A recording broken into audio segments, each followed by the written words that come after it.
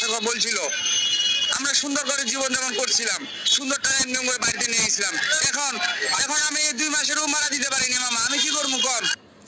আগেই ভালো ছিলাম, হাসিনা থাকতে দুধ ভাত খেয়ে বাঁচতাম। এখন দুধ ভাত কেন অনাহারে জীবনযাপন করতে হচ্ছে বউ বাচ্চা নিয়ে? শেখ হাসিনা থাকলে আমরা গরিবেরা শান্তিতে ছিলাম, এ কি বললেন ঢাকার এক রিকশা চালক। 1 মাস হলো দেশ গড়ার দায়িত্ব নিয়েছেন ছাত্রদের অন্তর্বর্তীকালীন সরকার। উপদেষ্টারা দায়িত্ব নেওয়ার পর থেকে একের পর এক আন্দোলনের মুখে পড়ছে তারা। এত আন্দোলনের ফলে সাধারণ খেটে খাওয়ার মানুষদের চিন্তার শেষ নেই, না খেয়ে থাকতে হয় অনেকেরই। এবার রিকশা চালকদের অসহায় অবস্থার কথা তুলে ধরলেন আর এক রিকশা চালক।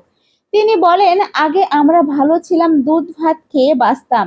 এখন এখন দুধ ভাত তো দূরে থাক, অনাহারে বাঁচতে হয় বউ বাচ্চা আগে নিয়ে। ভালো ছিলাম আমরা অনেক, 2 মুঠো ভাত নিয়ে সংসার করে দুধ ভাত খাইতাম।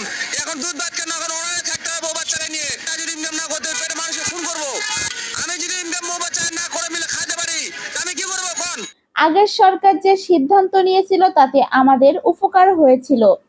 আমরা দৈনিক 1200 টাকার মতো ইনকাম করতে পারতাম, আর এখন 500 টাকা ইনকাম করতে কষ্ট হয়।